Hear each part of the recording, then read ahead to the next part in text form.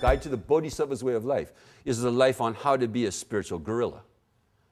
Not the G-O-R, not the G-U-E. There are some spiritual gorillas too, I mentioned. No, a spiritual warrior. Sometimes bodhisattva is translated as warrior, spiritual warrior. And that's what a person who's serious about a spiritual life is a spiritual warrior. They're not playing footsies with samsara anymore, okay? They're not playing footsies under the table with samsara, thinking like maybe this will lead to hand-holding. And then like maybe a kiss, and then like maybe like we'll live together forever happily. See, no more footsies, you know. No more thinking that, you know, samsara you can take home and, you know, have a nice life with. Forget about it. Samsara, your enemy. It's no more footsies, a kicking under the table maybe. You know, kicking between the legs under the table, see. Kicking samsara between the legs under the table is a bodhisattva. Bodhisattva is doing that instead of footsies. Okay? So Guide to the Bodhisattva's Way of Life teaches 6 different ways to kick samsara between the legs. First of all, it teaches giving. Giving. To be a generous person.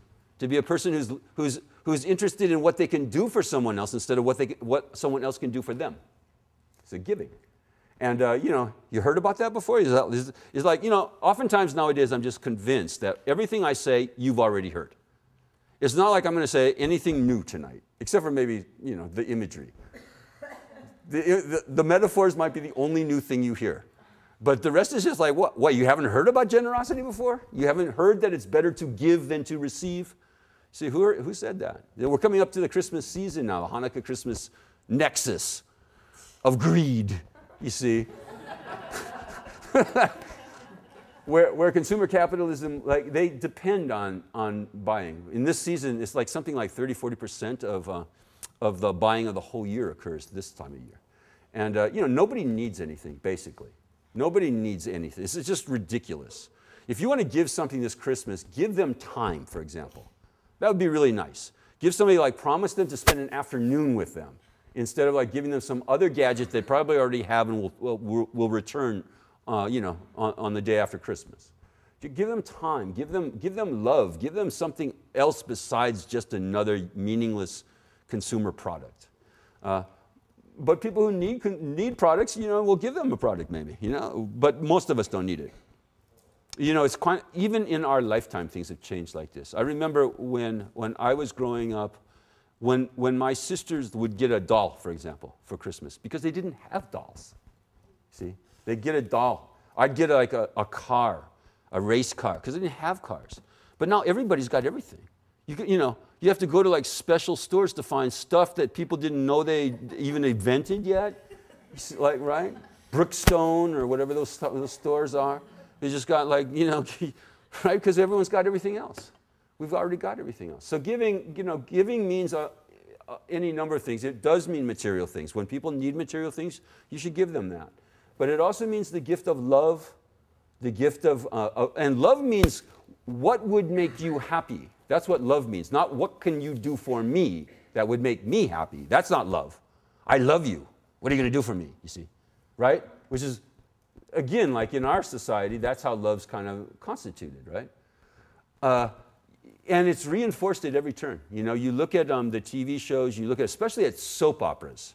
I was once in a barbershop recently, and they had, for some reason in New York, they had their soap operas on. Unbelievable. Just one mental affliction after another. Just like, it's just a mental affliction fest. It's like, you slept with him. Why slept with him? Because you gave away our child. Well, you gave away our child because, you know, it's like, well, you know, God, what a life. See?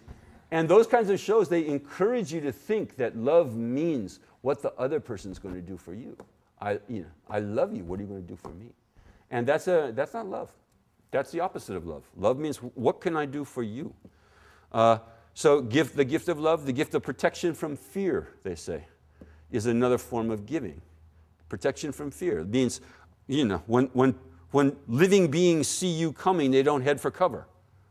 When a cow sees you coming, they don't like, you know, no, uh-oh, here comes a cheeseburger eater. They're probably going to start eating me, you see.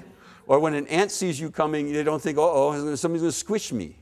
Or a cockroach sees you coming and says, oh, somebody's going to have some pesticide on me, right? Fear, giving, oh, they're stupid, they don't know anything anyway, I'll just kill them. That's what we think, right?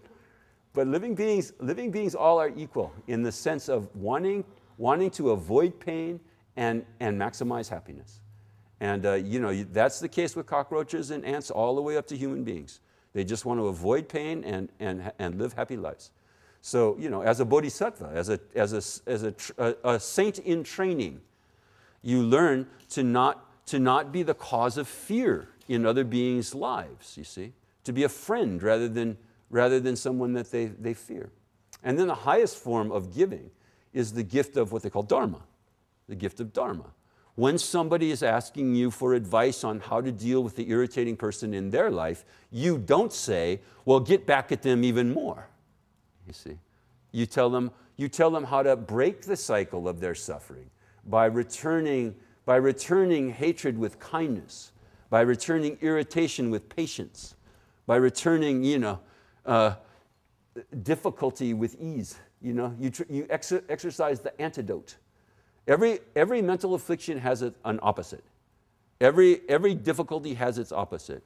And the gift of Dharma is to teach people that every day is opposite day. It's like stories. Where's Scout? He probably has a book like that.